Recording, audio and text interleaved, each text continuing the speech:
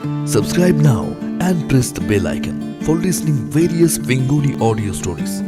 ভিন্ন স্বাদের গল্প শুনতে এখনই সাবস্ক্রাইব করুন সংকেত অডিও স্টোরিজ। মদ্যপান, ধূমপান এবং মাদক সেবন স্বাস্থ্যের পক্ষে ক্ষতিকর। সংকেত অডিও স্টোরি কোনোভাবেই একে সমর্থন করে না। হ্যালো এভরিওয়ান, কেমন আছেন সবাই? সংকেত অডিও স্টোরিতে আজ আপনারা শুনবেন প্রখ্যাত লেখক বৈভব বসুর কলমে একটি খাঁটি গ্রাম বাংলার ভূতের গল্প, কালী ডাকাতের জঙ্গলে। আজকে গল্প পাঠে এবং গল্পের সূত্রধার আমি অরুণ। শুরু হচ্ছে আমাদের আজকের গল্প, কালী ডাকাতের জঙ্গলে।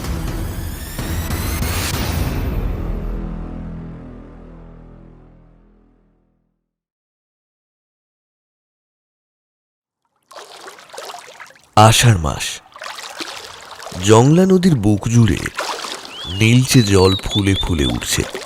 দুপারের ঝাউবনের জঙ্গল থেকে শনশন শব্দ ভেসে আসছে কানে। অনুকূল নৌকার পালের দড়িটা শক্ত করে বাঁধছিল। নৌকার এক পাশে দাঁড়িয়েছিল মাধবী। বলল, আজ গঞ্জের হাটে না গেলেই নয়। আষাঢ়ের স্রোত, ভালো লাগছে না আমার। অনুকূল চমকে পেছন ফিরে তাকায়। বুকের ভেতরটা কেমন যেন করে ওঠে, ঠিক যেন অচেনা অন্ধকারে কেউ এক ঝলক আলো জ্বালিয়ে দিল। তার চোখ দুটো জলে ভরে আছে। কত বছর পর মাধবী এই প্রথমবার কথা বলেছে। এতদিন ধরে অনুকূল কত চেষ্টাই না করেছে। কখনো নৌকোর ধারে বসিয়ে গল্প করেছে, কখনো নদীর দিকে তাকিয়ে বলেছে জলটা আজ কত শান্ত না। কখনো হাট থেকে ফেরার পথে তার জন্য ছোটখাটো উপহার এনেছে। কখনো নিঃশব্দে পাশে বসে থেকেছে এই ভেবে হয়তো একদিন মাধবী আবার স্বাভাবিক দুনিয়ায় ফিরে আসবে। কিন্তু সে ফেরেনি। চোখে ছিল শূন্যতা, কথায় ছিল না কোনো সাড়া। জীবনটা যেন কোথাও থমকে গিয়েছিল তার। অনুকূল এগিয়ে এলো। অনুকূলের মনে হচ্ছিল আজ সবকিছু ছেড়ে মাধবীর সঙ্গে থেকে যেতেই হবে গো। রায়পুরের সীতারাম মহাজনের আনাজ পৌঁছানোর আছে। কাল ভোরের মধ্যে না দিলে ক্ষতি হয়ে যাবে। মাধবী স্রোতের দিকে তাকিয়ে দীর্ঘশ্বাস ফেলল। সত্যি স্রোতটা আজ কেমন যেন অস্বাভাবিক। ঘূর্ণি কেটে বয়ে যাচ্ছে বাওড়ের জল। অনুকূল বৈঠাটা নৌকার ভেতরে রেখে মাধবীর মুখে হাত দিয়ে মৃদু হেসে বলল, চিন্তা করো না মধু, সূর্য ডোবার আগেই ফিরব। নৌকা ছাড়ল অনুকূল। জংলা নদীর নীলচে জলরাশির মধ্যে দিয়ে অনুকূলের নৌকোটা ভেসে যেতে লাগল। পেছনে দাঁড়িয়ে মাধবী অনেকক্ষণ তাকিয়ে রইল, যতক্ষণ না নৌকাটা কুয়াশা আর জঙ্গলের আড়ালে মিলিয়ে গেল। মাধবী অনুকূলকে বড্ড ভালোবাসে। এই ভালোবাসা কোনো নামধারী সম্পর্কের নয়, কোনো সামাজিক বাঁধনেরও নয়। তবু তার গভীরতা যেন নদীর তলদেশের মতো, উপরে শান্ত অথচ ভেতরে অগাধ। অনুকূল যখন দূর দূরান্তে নৌকো নিয়ে চলে যায় তখন মাধবীর চোখে আর ঘুম আসে না। সারা রাত সে জেগে বসে থাকে। হ্যারিকেনের ক্ষীণ আলোয় নদীর দিকে তাকিয়ে যতক্ষণ না জল কেটে কোনো নৌকোর ছায়া ভেসে ওঠে ততক্ষণ বসে থাকে। মাধবী তার স্ত্রী নয়, এই কথা দুজনেই জানে।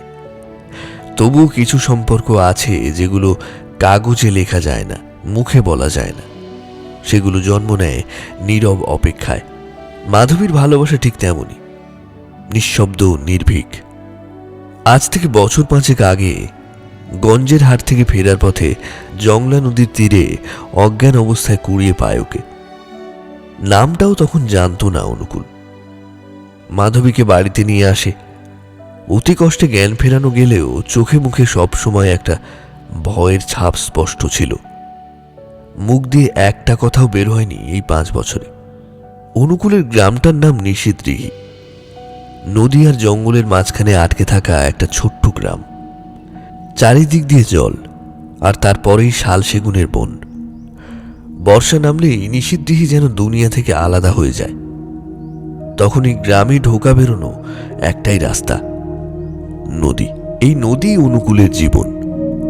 ছোটবেলা থেকেই নৌকায় ছিল তার খেলনা, বৈঠাই ছিল তার সঙ্গী। গ্রামের লোকেরা বলে অনুকূলের হাতেই নৌকা সবচেয়ে বেশি নিরাপদ। সে মাল পৌঁছে দেয়, ধান, চাল, লবণ, কাঠ, কখনো কখনো আবার মানুষও। ঝড়, বৃষ্টি, অন্ধকার কোনোটাই সে ভয় পায় না। জংলা নদীর প্রতিটা বাঁক, প্রতিটা চর তার মুখস্থ। রাতের কুয়াশাতেও সে বুঝে নেয় কোন স্রোতটা বিপজ্জনক। অনুকূলের মা মারা গিয়েছিল অনেক ছোটবেলায়। মায়ের মুখটাও এখন স্পষ্ট মনে নেই তার। শুধু মাঝে মাঝে রান্নাঘর থেকে ভেসে আসা একটা গান আর কপালে রাখা ঠান্ডা হাতের ছোঁয়া, এটুকুই মনে আছে ওর। তারপর থেকে বাবা আর ছেলেই সংসার। বাবাই তাকে হাতে ধরে নৌকা চালানো শিখিয়েছে। বাবাই শিখিয়েছে কিভাবে নদীকে সম্মান করতে হয়। সূর্য মাথার কাছাকাছি উঠতেই জংলা নদীর রং বদলাতে শুরু করল। ভোরের ধূসরতা সরে গিয়ে জলে জমে উঠল হলুদ আভা।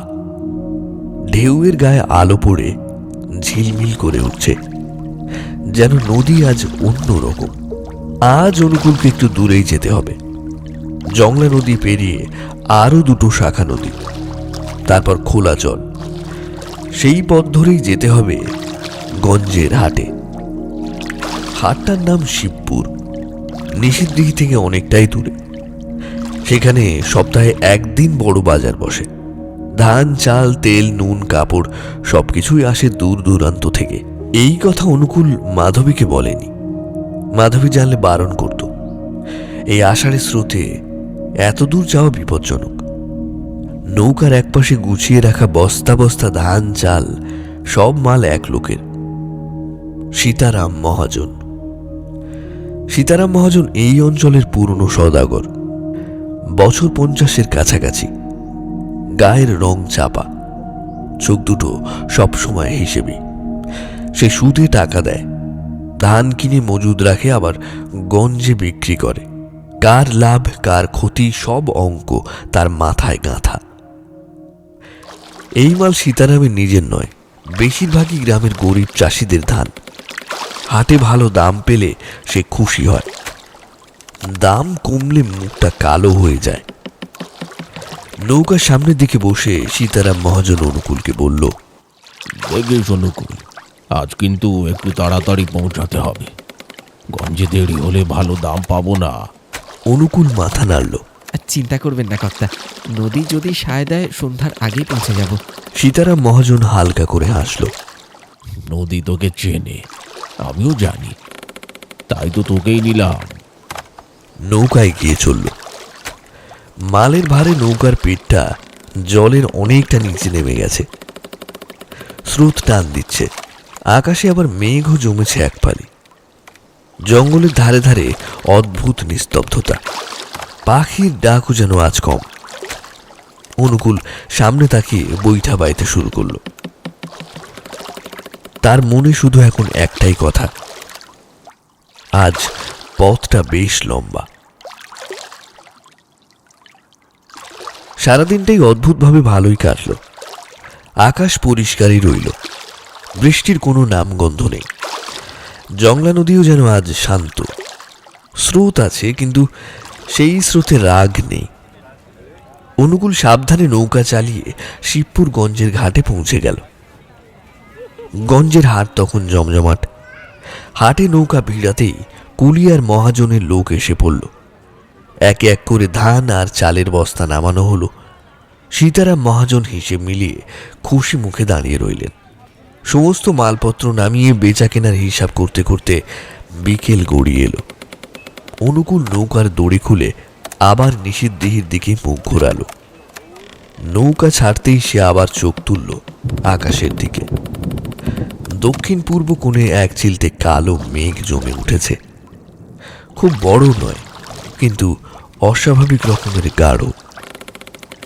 আষাঢ় মাসের এই মেঘই সবচেয়ে বেশি বিশ্বাসঘাতক। এই রোদ তো পরমুহূর্তে ঝড়। অনুকূলের বুকের ভেতরটা কেমন যেন চাপা অস্বস্তি হলো। আষাঢ়ের বৃষ্টি মানে ঠিক ঠিকানা নেই, কখনো হালকা ফোঁটা, কখনো হঠাৎ বাদল, আবার কখনো ঝড় তুলে নদী উল্টে পাল্টে দেয়। সে আর দেরি করল না, তাড়াতাড়ি নৌকার পাল তুলে দিল। বাতাস ধরতেই পাল ফুলে উঠল। পেছনে তাকিয়ে দেখল সূর্যটা তখন পশ্চিম দিকে হেলে গেছে। তার আলো নদীর জলে লম্বা একটা সোনালি ছায়া ফেলেছে। কয়েক দণ্ড যেতে না যেতেই অনুকূল বুঝতে পারল বাতাস বইছে উজানের উল্টো দিকে। পাল ফুলে উঠছে ঠিকই, কিন্তু নৌকার গতি কমে যাচ্ছে। স্রোত আর বাতাস একে অন্যের বিরুদ্ধে টান দিচ্ছে। অনুকূল বইটা হাতে শক্ত করে ধরল। ঘাম জমে উঠছে কপালে। আষাঢ়ের নদীতে উল্টো হাওয়া মানে এক জায়গায় দাঁড়িয়ে থাকা, আর দাঁড়িয়ে থাকতে থাকতে রাত নেমে আসবে দ্রুত। চারিদিকের পরিবেশ ধীরে ধীরে বদলে যেতে লাগলো। আকাশের রং ফ্যাকাশে, হলুদ থেকে গাঢ় নীলচে হয়ে উঠছে। সূর্যটা পশ্চিমে ঢলে পড়তেই নদীর বুক জুড়ে নামলো আধার। জঙ্গলের দিক থেকে ভেসে এলো ঝিঝি পোকার ডাক। অনুকূল পড়ল মহা ফাঁপড়ে। নৌকা কিছুতেই চলছিল না। পাল নামিয়ে অনুকূল ধীরে ধীরে বৈঠা বাইতে লাগলো। নৌকার সামনের দিকে বসে থাকা সীতারাম মহাজন অস্থির হয়ে উঠল। এটা কি হলো অনুকূল? নৌকো তো এগোচ্ছে না দেখছি। এই সময় যদি রাত নেমে আসে তাহলে ফিরবো কি করে? অনুকূল বৈঠা চালাতে চালাতেই বলল, হাওয়াটা উল্টো পড়ছে কর্তা, এখন জোর করলে হবে না। ধীরে ধীরে এগোচ্ছি, নদী একটু সায় দিলেই পাল তুলে দেব। সীতারাম মহাজনের গলা কেঁপে উঠল। নদীর উপর ভরসা করে তো আর সবসময় থাকা যায় না বাবা। আষাঢ় মাস, এই আধার নামলে কি যে হয় শুনেছিস না? এই পথে কত নৌকা। কথাটা শেষ করলো না সীতারাম, বাকিটা গিলেই নিল। অনুকূল একবার পেছন ফিরে তাকালো। ভয় পাবেন না কর্তা, আমি আছি। নিশীথ বিহিত পথে এরকম অবস্থা আগেও সামলেছি। কথা বললেও অনুকূলের নিজের বুকের ভেতরের অস্বস্তিটা নামছিল না কিছুতেই। বেশ কিছুক্ষণ নৌকার ভেতরে পায়চারি করতে লাগলো সীতারাম মহাজন।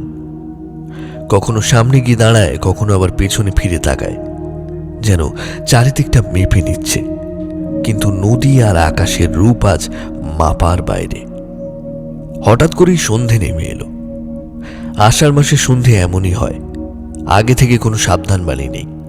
রোদের শেষ রেখাটুকু মিলিয়ে যেতে না যেতেই চারপাশে নেমে এলো ঘন কালো অন্ধকার। দূরে জঙ্গলের গাছপালার রেখাগুলো ঝাপসা হয়ে যাচ্ছে। নদীর জল কালো কাঁচের মতো নিথর। পূব দিকে সেই এক টুকরো মেঘ ধীরে ধীরে ছেয়ে ফেলেছে গোটা আকাশটা। কোথাও কোনো পাখির ডাক নেই, ঝিঝি পোকার শব্দটাও যেন থেমে গেছে। সীতারাম মহাজন অবশেষে নৌকার ছইয়ের মধ্যে এসে বসে পড়ল।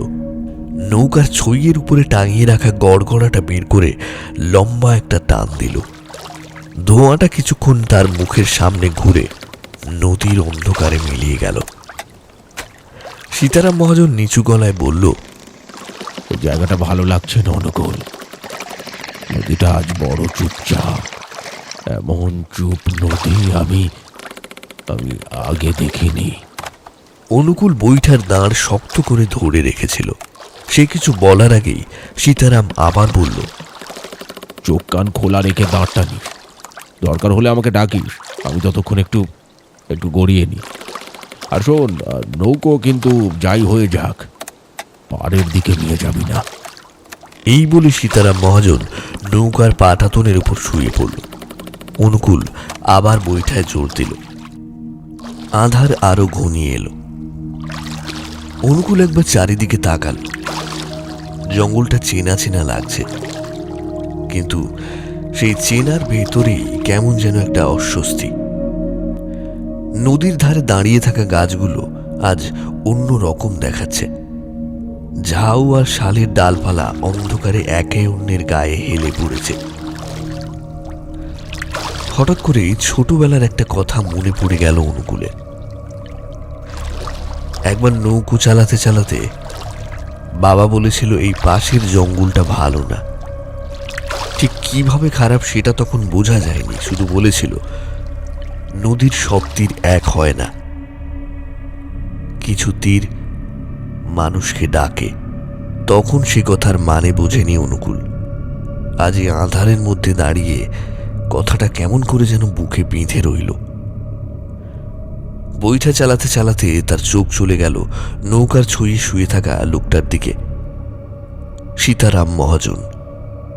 লোকটা তার নৌকায় আজ যাত্রী হয়েছে, এই ভাবনাটাও অনুকূলকে স্বস্তি দিল না।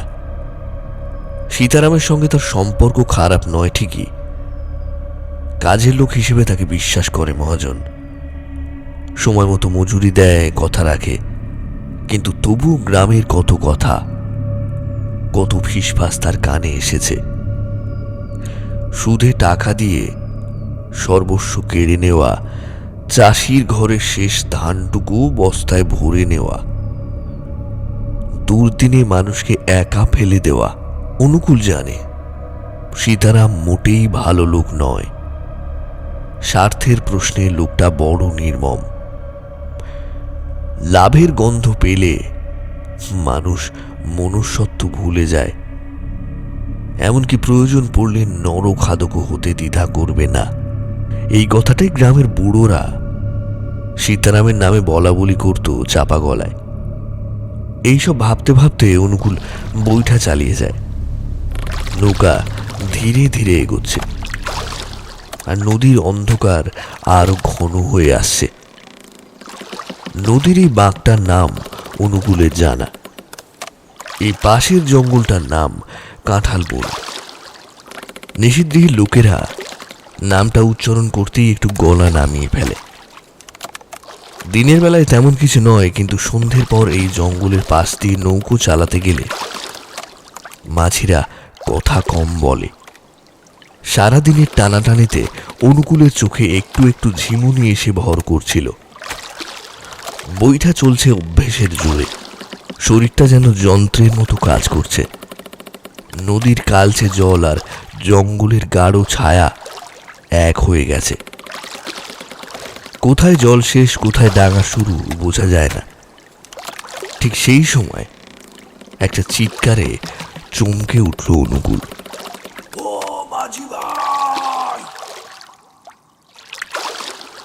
বইটার হাতলটা কড়া করে ধরল সে। বুকের ভেতরটা ধক করে উঠল। চিৎকারটা আবার এলো, এইবার স্পষ্ট, মানুষের গলা। ডাকটা আসছে নৌকার একেবারে পাশের জঙ্গলে থেকে, কাঁঠাল বনের ঝোপের ভেতর থেকে। অনুকূল চারিদিকে তাকালো। জঙ্গলের ভেতরে কিছুই দেখা যায় না, শুধু গাছের গুঁড়ি আর পাতার স্তূপ। অন্ধকার এমন করে আছে যে চোখ ঢুকেও কিছু খুঁজে পায় না। প্রথমে তার মনে হলো ভ্রম। আষাঢ়ের সন্ধে, ক্লান্তি, আঁধার, এই সময় কানে ভুল আসতেই পারে। বাবাই তো কতবার বলেছেন আধার নামলে নদীর আওয়াজ মানুষের গলার মতো শোনায়। সে আবার বইটা চালাতে শুরু করলো, কিন্তু কয়েক হাত যাওয়া মাত্রই এইবার আর ভুল বোঝার উপায় নেই। অনুকূলের বুকটা কেমন করে উঠল। মনে মনে ভাবল, সত্যি যদি কেউ বিপদে পড়ে থাকে, জঙ্গলের ভেতরে ফাঁদে পড়েছে, কিংবা কিংবা নদীর ধারে এসে আর উঠতে পারেনি।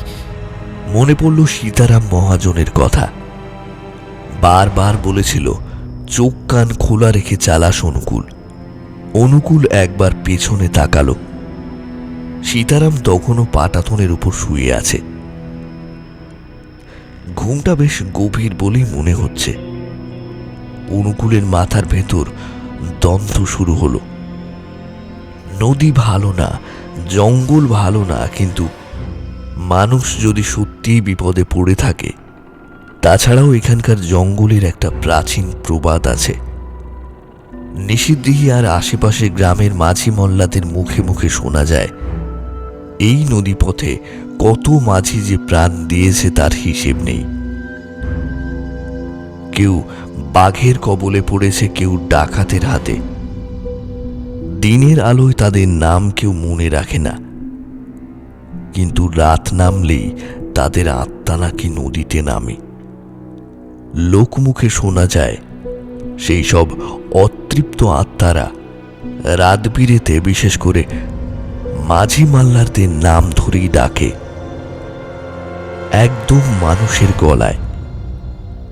গলাটা এমন হয় যে শুনলে বুকের ভেতরটা কেঁপে ওঠে, কারণ ওরা জানে মাঝির মন নরম, বিপদে পড়া মানুষকে ফিরিয়ে দিতে পারে না। বুড়ো মাঝিরা বলতো, যে মাঝি একবার ওই ডাক শুনে নৌকা ভিড়ায় তার আর রক্ষা নেই, তখনই নাকি বাধে বিপদ। কারোর মুখ দেখা যায় না, শুধু গলা শোনা যায়, আর সেই গলায় এমন এক আকুতি থাকে যা উপেক্ষা করা মানুষের পক্ষে প্রায় অসম্ভব। এই কথা ভাবতেই অনুকূলের পিঠ বেয়ে ঠান্ডা একটা স্রোত বয়ে গেল। তার চোখ চলে গেল অন্ধকার জঙ্গলের ভেতরে। ঠিক তখনই আরো একবার ডাক এলো, আমি বড় বিপদে পড়েছি। এইবার ডাকটা খুব কাছ থেকে। অনুকূল আর দেরি করল না, ধীরে ধীরে নৌকাটা কাঁঠাল বনের ঝোপের কানা বরাবর ভেড়ালো। বৈঠার ফলায় জল কেটে কেটে শব্দ উঠল। ততক্ষণে আকাশ পুরো বদলে গেছে। ঘন কালো মেঘটা ধীরে ধীরে ছেয়ে ফেলেছে দিগন্ত। অনুকূল নৌকা বেঁধে পাড়ে উঠল। পা রাখতেই সে দেখতে পেল জঙ্গলের ধারে গাছপালার ছায়ার মধ্যে একজন লোক দাঁড়িয়ে আছে।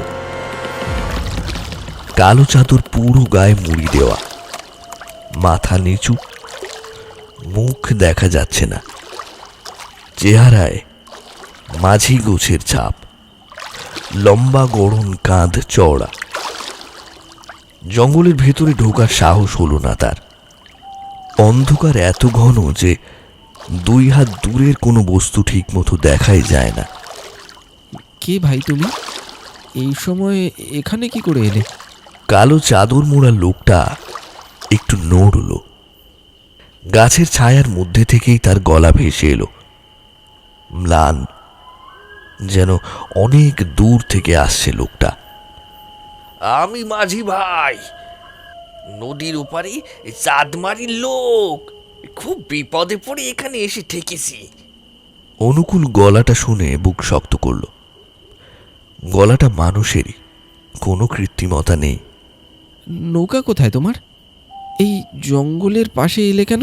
নৌকা নোঙর খুলে ভেসে গেছে গো, কিছুতেই বেরোতে পারছি নি, এইখানে আটকে আছি যে। ঠিক আছে, উঠে এসো, আমি তোমায় পৌঁছে দেব। লোকটা নৌকার পাটাতনের উপরে পা রাখতেই অনুকূল হারিকেনটা একটু সামনে বাড়িয়ে ধরল। মৃদু হলদে আলোয় এই প্রথম সে লোকটাকে ভালো করে দেখতে পেল। লোকটার শরীরটা অসম্ভব রকমের রোগা, যেন বহুদিন ঠিকমতো খাওয়া জোটেনি। বুকের হাড়গুলো চামড়ার নিচে স্পষ্ট দেখা যাচ্ছে। গায়ে একটা বড় সড়ো ছেঁড়া গেঞ্জি, জায়গায় জায়গায় ফাঁক, সেলাই নেই। কাপড়টা যেন অনেকদিন আগেই নিজের শক্তি হারিয়েছে। মলিন লুঙ্গি, সেটাও কাদা আর জলের দাগে ভারী হয়ে আছে।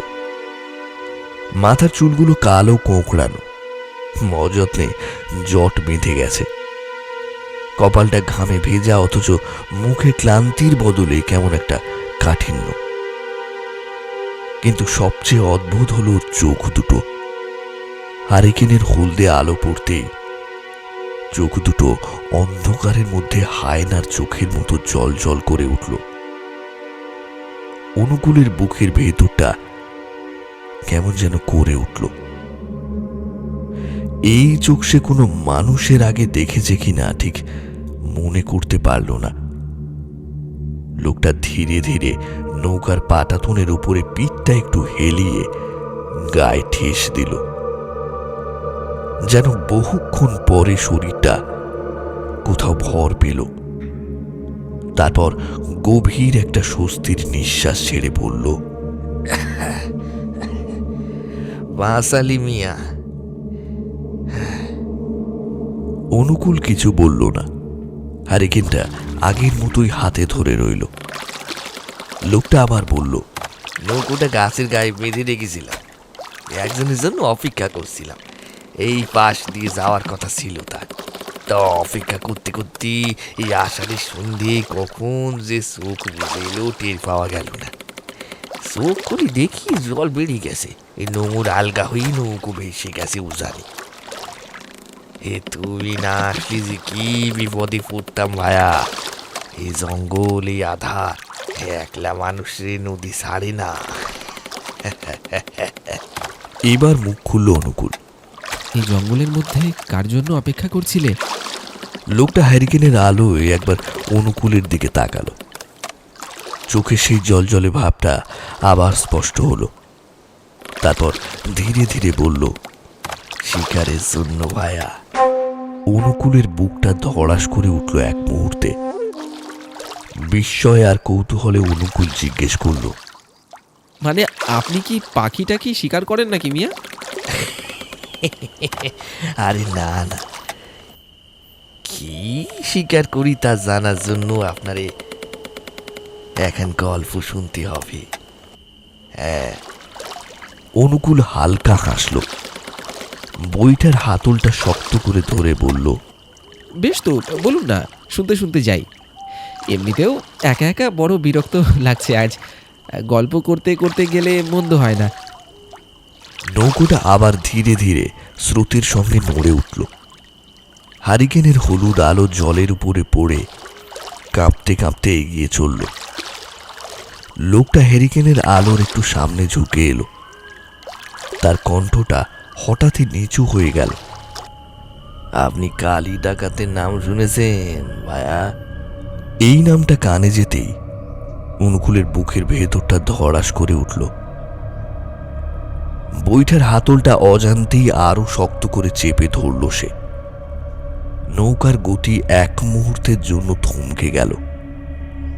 কালী ডাকাত। নিশিতডিহি আর আশেপাশে 10-12টা গ্রামের মানুষ এই নামটা উচ্চারণ করত ফিস ফিস করে। দিনের আলোতেই কেউ তার নাম মুখে আনত না, আর রাত নামলে তো কথাই নেই। কালী ডাকাত মানে শুধু ডাকাত নয়, একটা কালো অন্ধকার। অনুকূলের মনে পড়ে গেল কত কথা। শোনা যেত নদীপথে চলা নৌকা থামিয়ে মাঝিদের গলা কেটে মাল লুট করত। কেউ বলতো ও জঙ্গলে মানুষ বেঁধে রেখে জন্তু জানোয়ার দিয়ে খাওয়াতো। কেউ আবার বলতো কালী ডাকাত মানুষ খুন করে নদীতে ফেলে দিত, আর সেই জলে নামলে আজও নাকি রক্তের গন্ধ পাওয়া যায়। সবচেয়ে ভয়ঙ্কর কথাটা ছিল ও নাকি কাউকে একা মারত না, সঙ্গে থাকতো সাঙ্গপাঙ্গরা, এক দল লোক। অনুকূল ছোটবেলায় বাবার মুখেই এই গল্প শুনেছে। রাতের পর রাত ঘুমাতে পারেনি। বড় হয়ে বুঝেছে সব গল্প সত্যি হয় না, কিন্তু কালী ডাকাতের নামটা আজ এই মাঝ নদীতে অনুকূলের বুকটা কাঁপিয়ে দিল। সে মনে মনে ভাবল, এত বছর পর হঠাৎ এই নাম কেন? অনুকূলের জানা বহু বছর আগে শোনা গিয়েছিল কালী ডাকাত নাকি মারা গেছে। কেউ বলেছিল পুলিশের এনকাউন্টারে, কেউ বলেছিল দলের লোকেরাই নাকি ওকে শেষ করে দিয়েছে।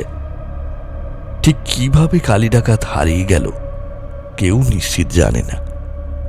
আর কালী ডাকাত মারা যাওয়ার পর তার সাঙ্গপাঙ্গরাও নাকি একে একে উধাও হয়ে গেছে। কেউ অন্য জেলায় পালিয়েছে, কেউ নাম বদলে চাষবাস শুরু করেছে, এমন কথাই শোনা যেত। ডাকাতের দলটা আর নেই, এই বিশ্বাসটাই মানুষকে একটু স্বস্তি দিয়েছিল। অনুকূল এতক্ষণে টের পেল তার গলা শুকিয়ে এসেছে। নৌকার চারপাশের অন্ধকারটা যেন আরো ঘন হয়ে উঠল। সে হেরিকেনের আলোয় আবার লোকটার দিকে তাকালো। হারিকেনের আলোয় তার মুখটা অর্ধেক দেখা যায়, অর্ধেকটা অন্ধকারে ডুবে আছে। তারপরে ধীরে ধীরে কথা শুরু করলো, ঠিক গল্প বলার ভঙ্গিতে। আমার জীবনটা ছিল বড় অদ্ভুত ভায়া। এই নদীতেই আমার দিন কাটত। পঞ্চগঞ্জের হাটে যাত্রী নিয়ে যেতাম, মালপত্র পৌঁছে দিতাম। ঝড় হোক বাদল হোক, লোক জানে আব্দুল মিয়ার হাতে নৌকা মানে দুশ্চিন্তা নেই। মানুষ আর তার মাল দুটোই ঠিকঠাক পৌঁছে যায়। এই নদী আমার চেনে মিয়া, কোন বাঁকে কি আসে, কোন স্রোত কখন খারাপ হয় সব জানা। তাই লোকে ভরসা করত। আমার সংসারের একটা মনি ছিল, আমার মেয়ে আমিনা। ছোট্ট মেয়েটা 8 বছরের, 2 চোখের মনি। আসলে মনে হতো জীবনের সবচেয়ে সুখী মানুষ বোধহয় আমি। লোকে বলতো আব্দুল মিয়ার ভাঙা ঘরে চাঁদের আলো এসেছে। ওরা আমি বেশি দিন বাঁচেনি। আমার বউটা মরে যাওয়ার পর আমি ওকে 2 হাত দিয়ে আগলে রেখেছিলাম। নদীতে যখন এই শাওয়ারে নিয়ে যেতাম, উনি যে হাত বাড়িয়ে বলতো, আব্বা আমি যাব, তোমার একা যেতে দেবো না। আমি ওরে সঙ্গে করে নিয়ে যেতাম। কখনো একা রেখে যেতাম না, ওকে চোখের আড়াল করতাম না মিয়া। আমার কাছে আমিনা শুধু মেয়ে ছিল না, ও ছিল আমার দুনিয়া। আব্দুল মিয়া একটু থামলো। হারিকেনের আলোয় তার চোখ দুটো চকচক করে উঠল। পরবর্তী সে চোখ নামিয়ে আবার বলতে শুরু করলো,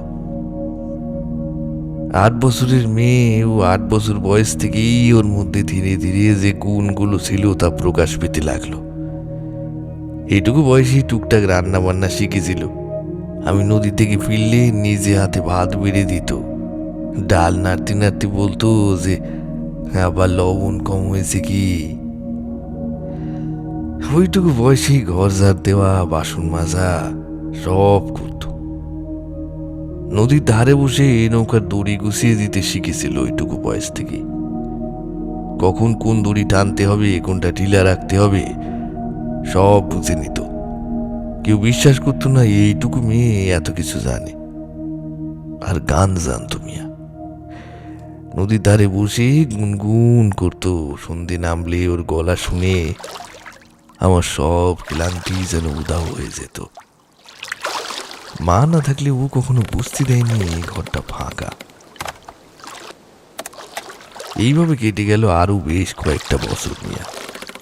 আমি না এখন আর ছোট্ট পাখিটা নেই। কৈশোর থেকে যৌবনে পা দিয়েছে। ও আমার সঙ্গেই তারপর নৌকায় যেতে লাগলো। আমার বুড়ো বয়সে ওকে পাশে পেলে কাজ করতে অনেক সুবিধে হয়। বইটা ধরা, দাঁড় টানা সবেতেই হাত লাগায়। সেদিন আমরা নৌকো নিয়ে বেরিয়েছিলাম পঞ্চগঞ্জের হাটের দিকে। হাটের দিন মানে কাজের চাপ বেশি, তাড়াহুড়ো থাকে। খেয়াল করিনি কখন আকাশের বুক ছিঁড়ে একটা কালো মেঘ জমাট বাঁধতে শুরু করলো। সন্ধে নেমে আসছিল, আর আমার মনের ভেতরটা কেমন যেন ছমছম করছিল। এই দিকটা তো আপনি জানেনই মিয়া। কালী ডাকাতের নাম শুনলেই বুকটা কেঁপে ওঠে। রাত বিরেতে মাঝি মাল্লারদের গলা কেটে ফেলে। আর মেয়ে মানুষ পেলে তো আর রক্ষে নেই। আমার আমিনা তো অপরূপ সুন্দরী, চোখ মুখে এমন আলো যে তাকালে মন ভরে যায়। ওর সঙ্গে নিয়ে চলেছি ভেবে ভয় লাগাটাই স্বাভাবিক ছিল। তাই ভাবলাম আর দেরি না করে তাড়াতাড়ি হাত লাগাই। কিন্তু ভাগ্যের লেখা কি আর বদলায় মিয়া? চালাতে চালাতে শরীরটা বড্ড ক্লান্ত হয়ে পড়েছিল। সারাদিনের খাটুনি, তারপর মনটাও অস্থির। পাশে জঙ্গলের ধারে নৌকাটা নোঙর করতাম না নোঙর অবশ্য, কিন্তু আমি নাই জোর করলো। ছোট থেকে বাপের কষ্ট সহ্য করতে পারে না, বললো আবার একটু জিরিয়ে নাও, তারপর আবার চলবা। অগত্যা রাজি হয়ে গেলাম মিয়া। নদীর ধারের এই জঙ্গলটার নাম কাঁঠাল বন, সে তো আপনি জানেন মিয়া। এই জঙ্গলের ঠিক এই জায়গায় আমি নোঙর করেছিলাম। লোকে বলতো দিনের আলোয় যতটা শান্ত, রাত নামলে ততটাই ছলনাময়। এই জঙ্গলটার পাশেই আমি নৌকোটা নোঙর করলাম, সইয়ের নিচে গা এলিয়ে দিলাম। শরীরটা সেদিন আর সই ছিল না, আর মাংস সব যেন ভেঙে পড়ছিল। আমি নাও বড্ড ক্লান্ত ছিল। সারাদিন আমার সঙ্গে ঘুরে বেরিয়েছে, চোখ দুটো লাল হয়ে গিয়েছিল। আমার পাশে যে শুয়ে পড়ল, বুঝলাম ঘুম নেমে এসেছে ওর চোখে। নদীর জল তখন ছলছল করে নৌকোর গায়ে লাগছিল। সেই শব্দে কখন যে আমার চোখের পাতা বুঝে এলো নিজে বুঝিনি। কিন্তু ভাইয়া, কখন কোথা থেকে আমি কিছুই টের পাইনি, শুধু বুঝতে পেরেছিলাম আমাদের নৌকোটারে তখন আর একটা নৌকা খুব নিঃশব্দে ঘিরে ধরছিল। কোনো হাঁক ডাক নেই, কোনো বৈঠার শব্দ নেই। অন্ধকারের বুক চিরে যেন ছায়ার মতো এসে পড়ছিল তারা। ঘুমের মধ্যে ছিলাম আমরা দুজনেই। সবকিছু বুঝে উঠবার আগেই সর্বনষ্ট হয়ে গেল। 8-10 জনের একটা দল সব আমাদের নৌকায় উঠে এলো। তাদের হাতে সব ভয়ঙ্কর অস্ত্র শস্ত্র। তাদের মধ্যে একটা লোক আমার কাছে ধীরে ধীরে এগিয়ে এলো। ততক্ষণে ভয়ে আমার গলা শুকিয়ে গেছে। মনে হচ্ছিল এইবার বুঝে হাত ফেল করবো। লোকটা ধীরে ধীরে কাছে এসে বলল, কালী ডাকাতের নাম শুনেছিস মাঝে? আমি কালী।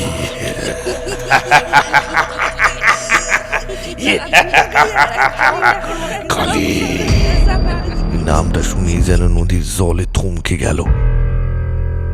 কালী ডাকাত, যার কথা শুনে বুকের ভেতরে রক্ত জমে যায়। কিন্তু মিয়া তখন ভাবার সময় ছিল না। ও কিছু করার আগে আমি ঝাঁপিয়ে পড়লাম। জানতাম ওদের সামনে আমি একা, এক মুহূর্তে আমার শেষ করে দিতে পারে। কিন্তু আমি শুধু একজন মাঝি ছিলাম না, আমি ছিলাম একজন বাবা। আমি নাকি বাঁচাতে হলে মরতেও রাজি ছিলাম। ঝাঁপিয়ে পড়লাম গায়ের উপর।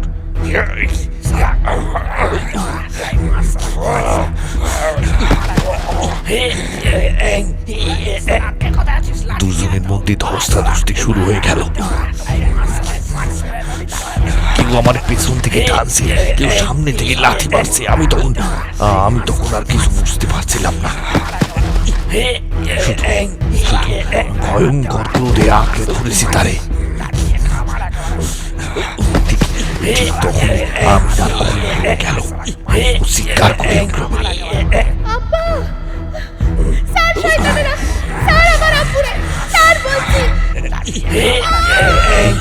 ওই ডাকটা আজও কানে বাজে মিয়া। তারপরই বড় বড় লাঠির আঘাত এসে পড়তে লাগলো আমার মাথায়। 1বার 2বার 3বার। চোখের সামনে সবকিছু অন্ধকার হয়ে এলো। গরম কিছু একটা গাল পেয়ে নামছিল, আমি বুঝতে পারলাম যেটা তাজা মোটা রক্তের ধারা। মাটিতে পড়ে গেলাম। তবু চোখ খুলে রাখার চেষ্টা করলাম। আর সেই আধ ঝাপসা চোখে দেখলাম ওরা একে একে আমিনার দিকে ঝাঁপিয়ে পড়ছে। আমি চিৎকার করতে চেয়েছিলাম, উঠে দাঁড়াতে চেয়েছিলাম, কিন্তু শরীর আমার কথা শুনছিল না। হঠাৎ একটা ধাক্কা, একটা আর্ত চিৎকার। আমার চোখের সামনে হামিনার দেহটা নৌকার পাটাতন থেকে নদীর কালো জলে পড়ে গেল মিয়া।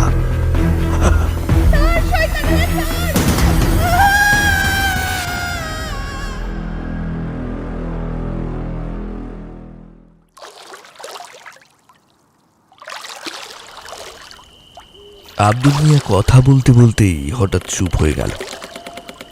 নদীর ভিতর তখন শুধু ছলছল শব্দ, আর হ্যারিকেনের শিখাটা হালকা কাঁপছে।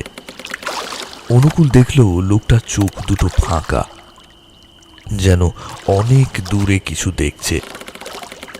একটু পরই আব্দুল মিয়া খুব ধীরে ধীরে বলল, তারপর আর কিছুই দেখিনি মিয়া। আমিনারেও আর কোনোদিন খুঁজে পাইনি। কোথায় ভেসে গেল নদীর স্রোতে জানি না, কিন্তু একটা কথা জানি মিয়া, সে কালী ডাকাত মরেনি। শালা সদ্য বেশে রয়েছে, সাধু সেজে রয়েছে।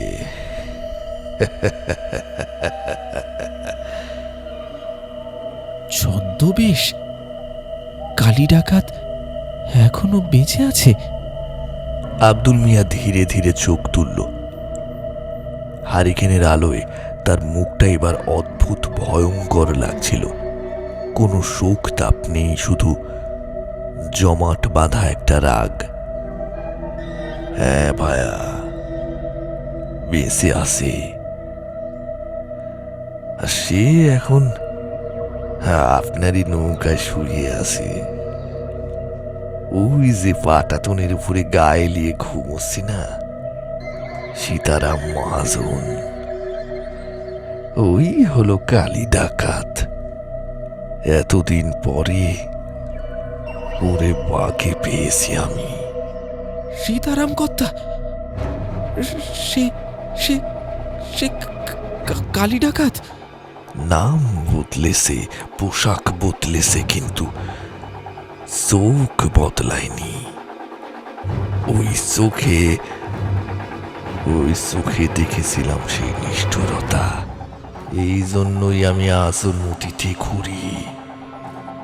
মরে গিয়েও আমার আত্মা শান্তি পায়নি।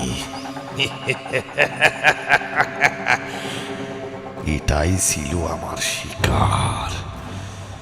কত বছর ধরে আমি এই দিনটার জন্যই অপেক্ষা করেছিলাম।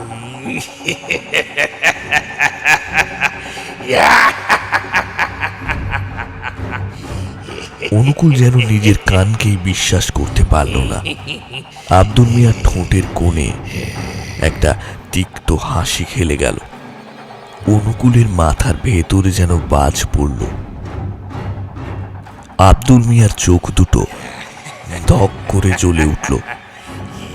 নৌকার ভেতরে হঠাৎ নিস্তব্ধতা নেমে এলো।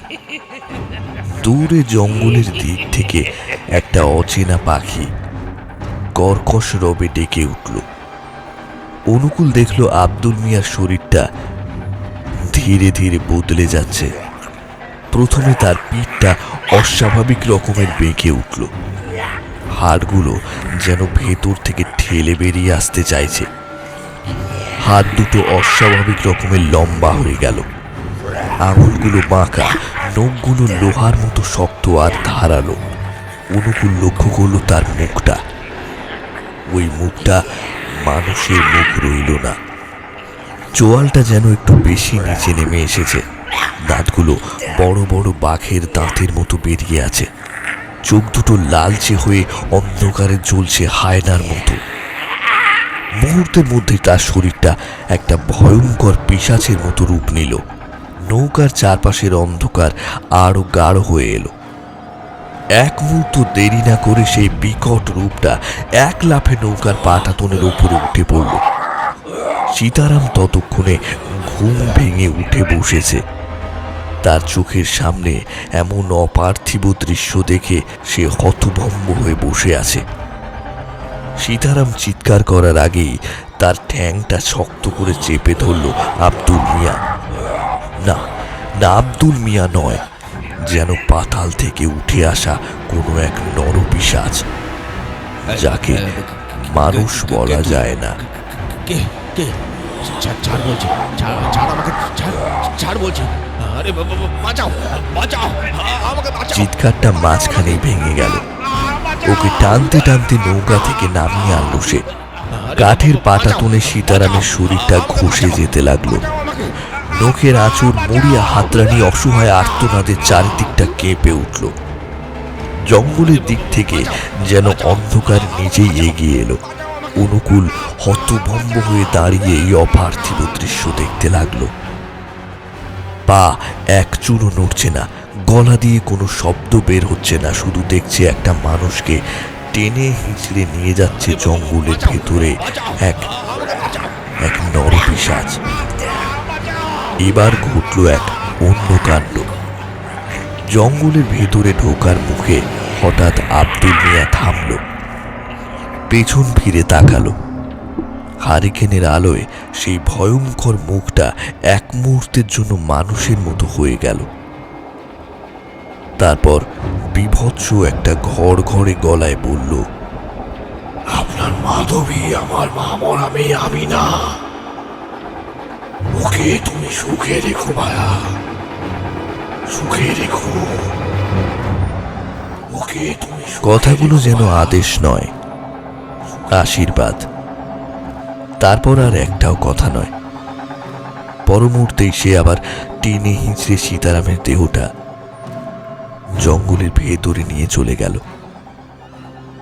সীতারামের চিৎকার ধীরে ধীরে ক্ষীণ হয়ে এলো। তারপর সব চুপ। অনুকূল ধপ করে বসে পড়ল নৌকার উপর। ততক্ষণে ভোরের আলো ফুটেছে। এতদিনের সমস্ত প্রশ্নের উত্তর তার কাছে এবার জলের মতো পরিষ্কার হয়ে গেল। দাঁড়িয়ে রইল অনুকূল, অন্ধকার আর দূরের জঙ্গলের ভেতরে হারিয়ে যাওয়া এক ভয়ঙ্কর ন্যায় বিচারের সাক্ষী হয়ে।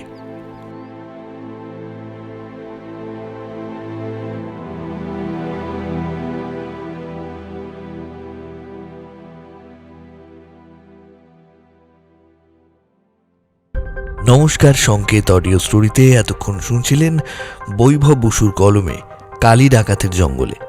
গল্পটি কেমন লাগলো অবশ্যই আমাদের জানাতে ভুলবেন না। আর আপনি যদি আমাদের চ্যানেলে আজ নতুন হয়ে থাকেন তাহলে অবশ্যই সাবস্ক্রাইব করতে ভুলবেন না আমাদের চ্যানেল সংকেত অডিও স্টোরি। এরপর অন্য একদিন অন্য এক সময় আমরা অন্য একটি গল্প এনে হাজির হব। ততক্ষণ পর্যন্ত সকলকে জানাই অসংখ্য ধন্যবাদ।